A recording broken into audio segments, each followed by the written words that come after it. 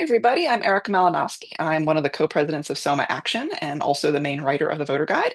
And joining me today is Mayor Sheena Collum from South Orange. Welcome, Mayor Sheena. Thank you so much for joining us. Thanks, Erica. So for this video, I'm going to be asking Mayor Sheena some questions about what the South Orange Village does and what we're already up to have some background for any of the races that we have. So just to pop right in, what does the South Orange Village government do for residents, Mayor Sheena? All right, so it's actually pretty vast. Everything that is local is essentially covered by South Orange. So we have various departments. So I would say that our administration is the catch-all for everything. Then we do the engineering of roads, planning, master planning, all the development of housing, mixed use. That falls within planning and economic development. Then we have our Department of Public Works, who takes care of all of our roads, our public spaces. We have our police department that handles public safety. We have our South Essex Fire Department, which was the merger between South Orange and Maplewood. So we oversee that as well. Then we have other offices such as our shared health department with Maplewood, providing library services. Obviously, people are thrilled to see the new Baird Community Center that's been open now for about 2 years. So all the recreational opportunities and offerings for the community. So it's pretty vast. Everything minus the school board falls within the municipal purview. We are 27% of the overall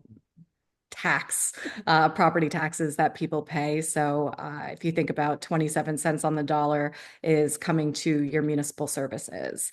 And we are governed by the South Orange Village Council, which includes 6 at-large members, and then myself, the mayor. Great. And I know we're in the process of selling the water system. Are there other utilities that the village provides, or are all of those through other company? Yeah, so now we are with New Jersey American Water. We're about to finish the close on that sale. It's actually going to the Board of Public Utilities this month. But we are for sewer, we are a part of the joint meeting, which is covering a lot of communities in Essex and also the city of Elizabeth.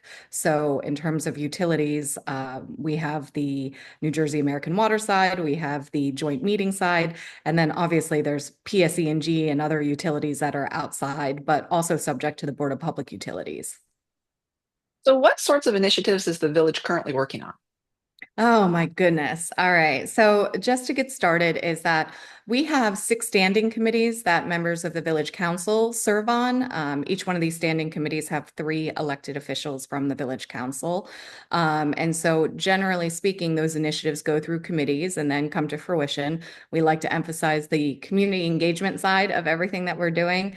So we've got long-term capital planning that we're working on right now. So the library, I would say, is the #1 priority. We just announced that we received a grant and we're starting on phase 2 of the River Greenway project. These are, again, capital plans. The library, oh my gosh, the library is going to be absolutely sensational. That is one of the largest items that we've had in the pipeline for quite some time.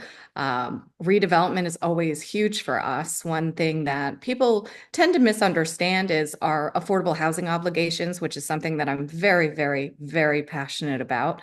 But a lot of our mixed use developments that you're seeing are compliant with the Fair Housing Act. And we are a smart growth community, so we are always eager to provide more housing options, more affordable options, where it's centrally located to municipal services and to just the core of our community, which is where all the excitement really is. We have a lot of environmental issues that are advancing through the work of our Green Team, our Environmental Commission. We have liaisons to each one of these groups from the Village Council. And so, from the recycling program to the way that we're looking at our Open Space Trust Fund right now, which is a ballot initiative that's going to appear in November to look at how we preserve and enhance our open spaces for people. people. Like other towns, we've looked at the things like leaf blowers and ways to create quiet communities by also being more environmentally friendly. We're also taking on the initiative of looking at our historic gas lamps, which are not very energy efficient or good for the environment, and how we could replace those. So there's a lot of things happening there. The police department is always one that is really important to residents, but we've seen a downward trend of Part 1 crimes, which we consider serious crimes over the past 10 and 15 years. We've been on a great trajectory there, where our heightened concern is pedestrian safety right now. And so our department, I have to brag about them just a little bit, is that from a per capita standpoint, is that they are literally number one in enforcement. So they are really focusing on making sure that things are safe for seniors, for children, for families, for individuals just walking around our community. So they've really expanded the number of initiatives, the way that they do targeted enforcement, partnership with the school district to make sure that we know all of the routes where kids are going to be walking.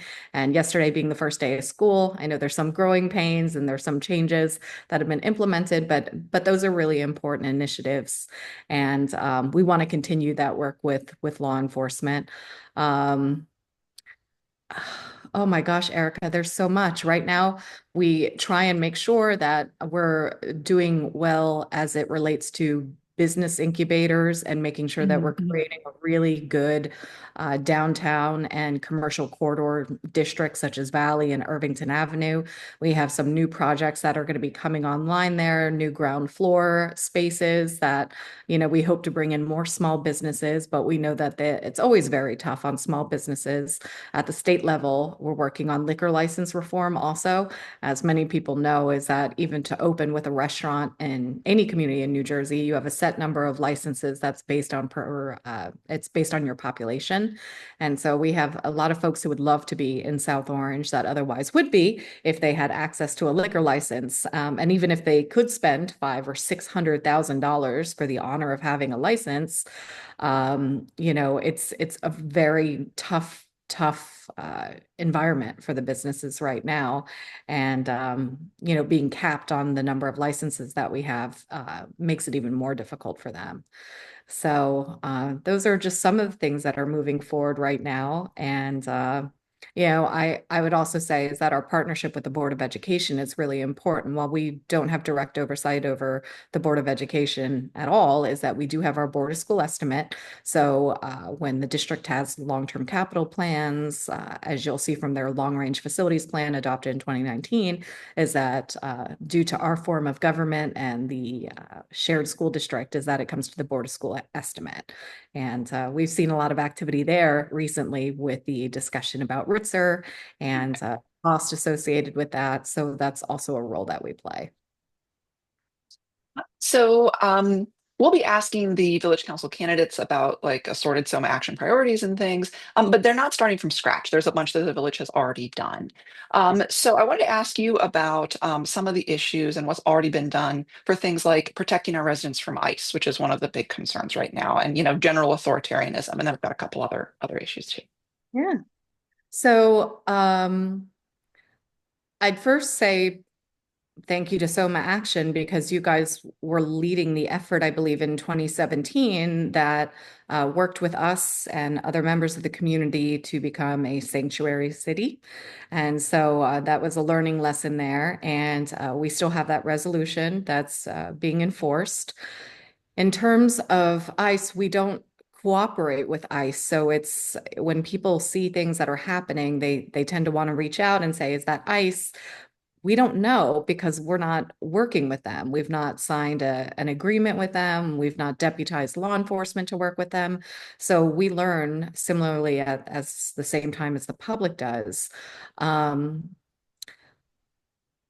We have internal controls of what we're doing in the event that anybody sees an ICE agent or tries to come into a public building, a lot of those protocols deal with making sure that all the necessary paperwork is in place to contact our administration immediately to videotape. We have all personnel files that are centrally located so that they're not at different departments and things of that nature. Um, right now, I think the best that we can do is to limit as many interactions as possible and to make sure that the higher ups within our administration are aware if you see something, say something immediately. So it's almost like a rapid response. Mhm. It's that rather than expecting anybody at one of our buildings to know exactly what to do, is that, we have people on call to assist if any situation were to arise. And then we've also worked with your subcommittee, whom I've met with, to distribute information and then for members of the public to have access to resources and numbers to call in the event that something happens within our boundaries. And then we're also seeing major attacks on some of our core values, as a city in terms of, or as a village in terms of diversity and equity and inclusion, and making sure that all of our residents are supported and safe and welcome here. So could you speak a little bit to what the village has been doing to on that issue? Gosh, I feel that we've always been very good on that front. And I don't think it has to deal with our existing village council or past council. It's just been a part of the culture of South Orange and our neighboring town of Maplewood is to always affirm people moving to South Orange and Maplewood that they will be accepted for who they are, that they'll be protected by the community. We've passed every resolution possibly humanly possible, that you can to reaffirm our values to the community. We know that symbols mean things. So, through all of our cultural celebrations, we like to uplift the different people who are in our community, make sure that they always see themselves in the village and the things that we prioritize. Um, from resolutions on LGBTQ plus individuals to advocacy with our congresswoman, we will continue doing that, and I think that that's just at the heart of what people expect from the village council. I know that a lot of these things are way past what we do at the local level, but lending our voices to support these type of initiatives, and we're fortunate that in New Jersey. Um, I feel that under Governor Murphy, he's done a wonderful job, and Attorney General Platkin. And I think that's the critical component of the November election is that because uh, we're all small towns, 564 of us, is that we need the mothership that helps protect all the individuals in the state. And so that is really contingent on who we have in the governor's office, who we have in our Senate and our assembly, because we can't do anything that's contradictory to state laws. And so I think that November is going to be a really important time for our residents to make sure that they vote and to make sure that their values are reflected at the state level. And then the last issue area, you spoke to this already a bit, but promoting sustainability and climate change resilience. You mentioned a bunch of things. Was there anything else that you wanted to add to that? Yeah, I think the future too is this is something that I always push for is regionalizing a lot of our initiatives. And it's really tough with so many towns. I'm a big fan of consolidation of towns and mergers, regionalizing all of our services, whether it's through the county or even broader than that. But I think stormwater utilities are really important. I admire what Maplewood did. But I see the future of what we do as towns being working together on a much larger system. And so I feel that as climate change is here, we know it, we see it, is that not only are we increasing the amount of green infrastructure that we have to install, from redevelopment projects to the way that we look about, any type of land use to the way that we do our roads. But more importantly is that you have to always have a sustainable funding mechanism that thinks about things regionally. I like to say that water doesn't know municipal boundaries. And so even during our worst storms, which, we've had some really bad ones, is that, South Orange can't safeguard itself without also also having, Livingston who pours onto us, we pour onto Newark, and so on and so forth. And so I think the future of really being able to combat some of these issues and natural disasters are going to be interlocal government collaborations. Great. Well, thank you for all of that wonderful information. And I know we're a very volunteer-oriented town. So, what opportunities are there for people to get involved in helping local government work? If you want to volunteer, we'll take you right now, literally anything that you want to do, other than statutory positions that have a limited number of seats, like the Planning Board, Zoning Board of Adjustment, Environmental Commission, those are spelled out. I, you can send in your resume or just a letter of interest, and we'll put you wherever you want to be. Like there is no volunteer that we want to turn away. So if you go to southorange.org and you go to volunteer, you're going to see, I would say, no less than a dozen opportunities to get involved directly as a part of the municipal government and advisory committees, boards, commissions. There is literally something for everyone. So I had mentioned the Planning Board and the Zoning Board of Adjustment, but we have the Historic Preservation Commission, we have an Environmental Commission, we have Walk, Bike, Ride that has been very active in advancing pedestrian safety initiatives. We have our Development Committee that reviews each one of our projects. We have our Design Review Committee that looks at the way of architecture and design and signage. We have South Orange Downtown. We have our South Orange Performing Arts Center. We have an Arts Advisory Committee. Essentially anything that you might have an interest in, we probably have a bucket where we would love to have more engagement. And I would say that this is the culture of the Village Council as well, is that we do things together in partnership with the community. So much of our initiatives are driven by the groups that have volunteers and then work with us. Even all the various park conservancies now that exist that are just doing a wonderful job.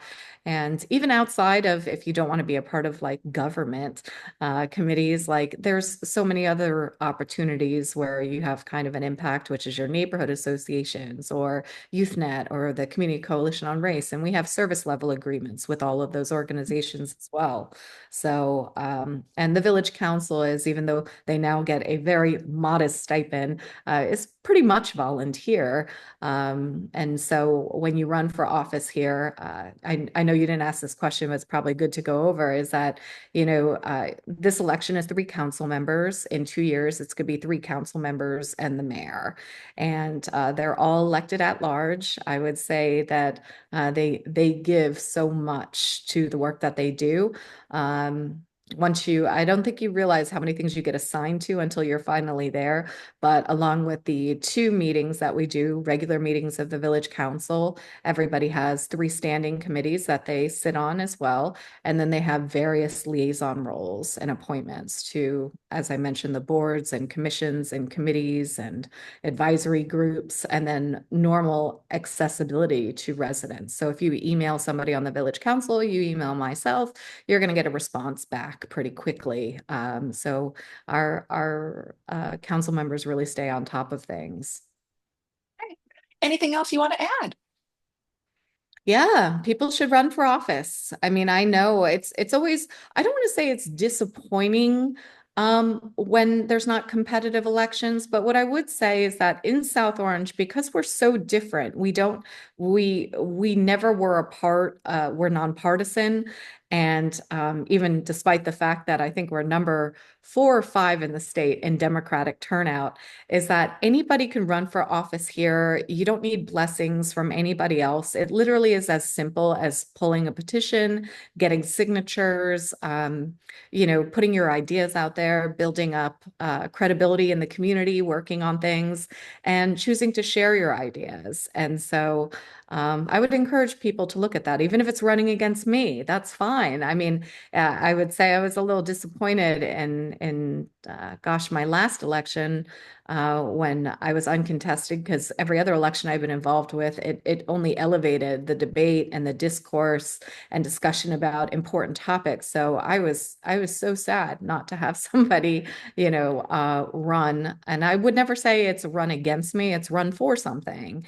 And so, I've rented the seat from taxpayers who are my landlords, and the seat never belongs to anyone. It is, a decision of the community who occupies it for a set period of time. And so I hope we see more engagement from the community, not only for local office, but for state office, for county commissioner. There's so many opportunities for people to take on leadership roles. And if anybody ever wants to talk about it, I'd love to get into more detail of, what some of those things entail, even how to set up a campaign. And, those type of things are pretty scary. But, for as many challenges as we have, and sometimes it gets a little nasty on social media and all that kind of stuff, it is by far the most rewarding thing you can imagine. And the people you get to meet along the way and see a lot of the things you care about come to fruition is really exceptional. Well, Mayor Sheena, thank you so much for joining us and giving all this wonderful information.